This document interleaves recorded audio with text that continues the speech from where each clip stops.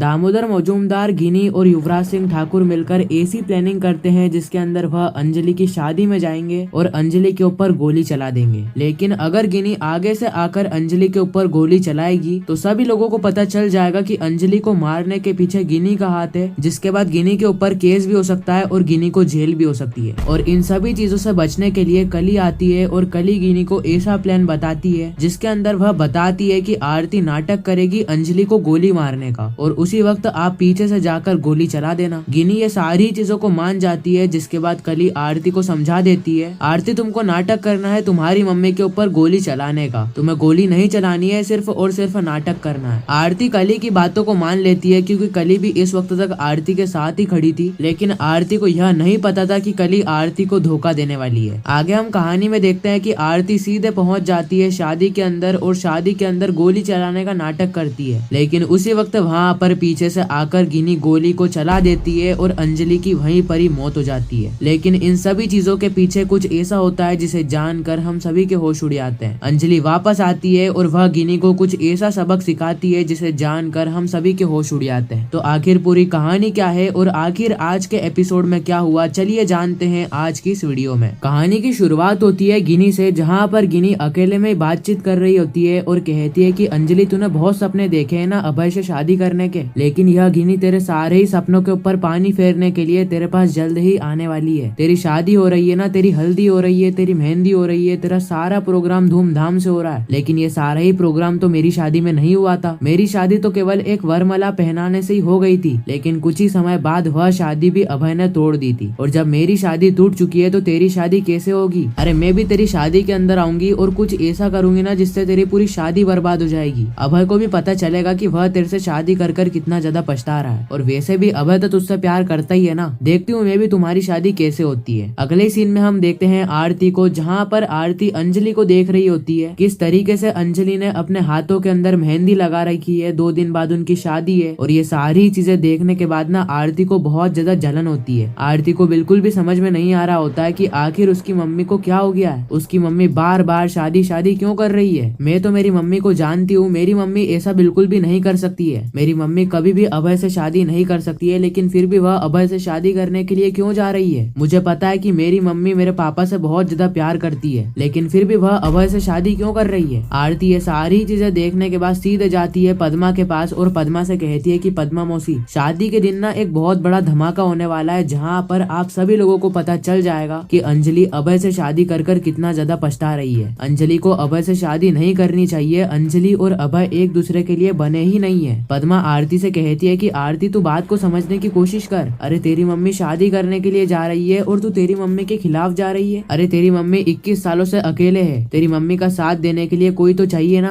आरती कहती है कि मुझे सब पता है कि मेरी मम्मी शादी क्यों कर रही है, लेकिन याद रखना पद्मा मौसी, शादी के दिन सबसे बड़ा धमाका होगा जहाँ पर अभय और अंजलि की शादी टूट जाएगी। अब वह धमाका क्या होगा ये तो आपको शादी के दिन ही पता चलेगा। अगले सीन में हम देखते हैं पद्मा और अंजलि को, जहाँ पर पद्मा अंजलि के पास जाती है और अंजलि से कहती है चलिए अंजलि दीदी, आपकी हल्दी का सारा ही प्रोग्राम सेट हो चुका है, हल्दी लग चुकी है, सारी चीजें डेकोरेट हो चुकी है और आपके लिए एक बढ़िया सा मंडप बनाया गया है। अंजलि कहती है कि पद्मा तुम सब यह क्या कर रहे हो? अरे शादी केवल और केवल एक डील है और इस डील को तुम ऐसा कैसे बना रहे हो? अरे मेरे को इतना बड़ा प्रोग्राम करके शादी नहीं करनी है, मेरे को सिर्फ छोटे लेवल पर शादी करनी है, क्योंकि यह सिर्फ और सिर्फ डील है, यह सिर्फ और सिर्फ बस्ती वालों के लिए एक छोटी सी मदद है। एक 200 करोड़ की डील है, क्योंकि अभय सिंह राजपूत ने 200 करोड़ के बदले मंगलसूत्र और सिंदूर मांगा है। पद्मा कहती है कि अंजलि दीदी आप यह ज्ञान भरी बातें ना आपके पास ही रखी है, वैसे भी अभी हल्दी का प्रोग्राम चालू होने वाला है, चलिए बाहर तैयार होके आ जाइए। अंजलि तैयार हो जाती है और पद्मा अंजलि का हाथ पकड़कर मंडप की तरफ ले जा रही होती है। अंजलि बार बार पद्मा को मना करती है कि पद्मा मुझे यह सब नहीं पसंद है, लेकिन फिर भी पद्मा नहीं मानती है और पद्मा अंजलि को लेकर सीधे चले जाती है मंडप के अंदर, जहाँ पर अंजलि देखती है कि हल्दी के लिए एक बहुत ही बढ़िया सा मंडप सजाया गया है, सारे ही बस्ती वाले वहाँ पर आ चुके हैं, लेकिन इस वक्त तक वहाँ पर हल्दी नहीं होती है। हल्दी की सारी चीजें आ चुकी थी, लेकिन सिर्फ और सिर्फ हल्दी नहीं आई थी। पद्मा टेंशन में आ जाती है और सोचने लगती है कि हल्दी कहाँ पर गई है। अरे मैंने अभी तो हल्दी और सारी चीजें यहाँ पर रख कर गई थी, केवल 2 मिनट के अंदर यहाँ से चीजें गायब कैसे हो सकती है। लेकिन उसी वक्त हम देखते हैं कि वहाँ पर अभय आता है और अभय अंजलि के गालों पर हल्दी लगा देता है। यह पूरा ही दृश्य देखने लायक था, जहाँ पर अभय अंजलि के गालों पर हल्दी लगाता है और अंजलि से कहता है कि अंजलि मैंने सोचा क्यों ना मैं ही तुम्हें आकर हल्दी लगा दूं। और वैसे भी शादी के अंदर पहली रस्म होती है हल्दी, अगर हल्दी ना लगाई जाए तो पूरी ही शादी बिगड़ जाती है। हल्दी लगाने को शुभ माना जाता है, क्यों ना हम इस हल्दी के प्रोग्राम को बहुत ज्यादा ग्रैंड बनाए, इसलिए मैंने सोचा कि मैं तुम्हें आकर हल्दी लगा देता हूँ। अंजलि तो इस वक्त तक अभय की सारी चीजें देखकर बहुत ज्यादा खुश हो जाती है, लेकिन अंजलि फिर भी थोड़ा बहुत नर्वस फील कर रही थी, क्योंकि अंजलि को पहले से ही लग रहा था कि अभय कुछ न कुछ तो ऐसी चीजें करने वाला है। जबकि अभय को, अंजलि को, सभी लोगों को पता है कि यह सिर्फ और सिर्फ डील है, लेकिन फिर भी अभय यह सारी चीजें कर रहा है। खैर अंजलि को समझ ही नहीं आता है कि यह क्या हो रहा है, और अभय अंजलि को हल्दी लगाकर कहता है कि अंजलि 2 ही दिन बाद हमारी शादी है, क्या तुम शादी के लिए तैयार हो? अंजलि कहती है कि 200 करोड़ का सवाल है तो फिर तो मैं शादी के लिए तैयार ही हूँ। यह बस्ती वालों की जिंदगी का सवाल है और इसमें सोचना क्या, एक बार शादी तय हो चुकी है मतलब हो चुकी है। अब 200 करोड़ के लिए मैं बस्ती को दाव पर थोड़ी लगा सकती हूँ, और वैसे भी हम बस्ती वालों के पास 200 करोड़ कहाँ से निकलेंगे? 200 करोड़ तो राजपूत परिवार ही देगा ना। इस वक्त तक अभय कहता है कि अंजलि तुम बिल्कुल भी टेंशन मत लो, हमने तुम्हारी बस्ती को बचाने के लिए 200 करोड़ रुपए दे दिए हैं, लेकिन 200 करोड़ देने के बाद भी हम हमारे घर में रह पाएंगे या फिर नहीं ये भी हमें नहीं पता। अंजलि कहती है कि अभय यार तुम क्या कह रहे हो? अभय कहता है कि कुछ नहीं अंजलि, हम अभी शादी पे ध्यान देते हैं। अभय को पता है कि उसको राजपूत परिवार से निकाल दिया जाएगा। राघव सिंह राजपूत ने अंजलि का साथ दिया है, यह बात को लेकर राजपूत परिवार से इन दोनों को ही निकाल दिया जाएगा, लेकिन फिर भी यह लोग अंजलि का साथ दे रहे हैं और अंजलि के लिए 200 करोड़ रुपए कुर्बान किए। अगले सीन में हम देखते हैं गिनी को, जहाँ पर गिनी दामोदर मजूमदार से कहती है कि मुझे अंजलि की लाश चाहिए। अरे हल्दी तो हो चुकी है, लेकिन अब शादी नहीं होनी चाहिए। शादी के अंदर आप कैसे न कैसे कर अंजलि के ऊपर गोली चला ही दीजिए। दामोदर मजूमदार गन उठाता है और सीधे गिनी के हाथ में थमा देता है। दामोदर मजूमदार गिनी से कहता है कि गन चलाना है तो तुम ही चलाओ ना। अरे तुम अंजलि को गोली से उड़ा दो, उसके बाद सारी चीजें मैं देख लूंगा। गिनी दामोदर मजूमदार की बातों को सुनकर तो बहुत ज्यादा खुश हो जाती है। उसी वक्त वहाँ पर युवराज भी आ जाता है और युवराज भी सारा ही प्लान सुन लेता है। युवराज भी कहता है कि बहुत ही बढ़िया प्लान है आपका, लेकिन अगर गिनी फंस गई तो? उसी वक्त वहाँ पर कली भी आती है और कली गिनी से कहती है कि आप नहीं फंसोगी, क्योंकि इसके लिए मेरे पास एक जोरदार प्लान है। कली बताती है कि वहाँ पर आरती अंजलि के ऊपर गोली चलाने के लिए गन पॉइंट तो करेगी, लेकिन गन में से गोली चलेगी सिर्फ और सिर्फ गिनी सिंह राजपूत की गन से। अरे हम आरती को समझा देते हैं ना कि उसको नाटक करना पड़ेगा। अगर आरती वहाँ पर ऐसा नाटक करेगी और पीछे से आकर आप गोली चला देना, जिसके बाद सभी लोगों को यह लगेगा कि गोली आरती ने चलाई है, और अगर कोई किसी को पकड़ेगा तो वह है आरती। लेकिन असलियत तो किसको पता चलेगी? असल में तो गोली गिनी सिंह राजपूत चलाने वाली है ना। खैर इसी के साथ यह एपिसोड भी यहीं पर ही खत्म हो जाता है, जहाँ पर आगे हमें देखने को मिलेगा कि किस तरीके से गिनी अंजलि को मारने के लिए शादी के अंदर तो पहुंच जाती है, लेकिन क्या गिनी अंजलि के ऊपर गोली चलाकर अंजलि को मार पाएगी? ये तो हमें आने वाले एपिसोड के अंदर ही पता चलेगा। बाकी मैं मिलता हूँ किसी नेक्स्ट इंटरेस्टिंग वीडियो में, जब तक के लिए गुड बाय।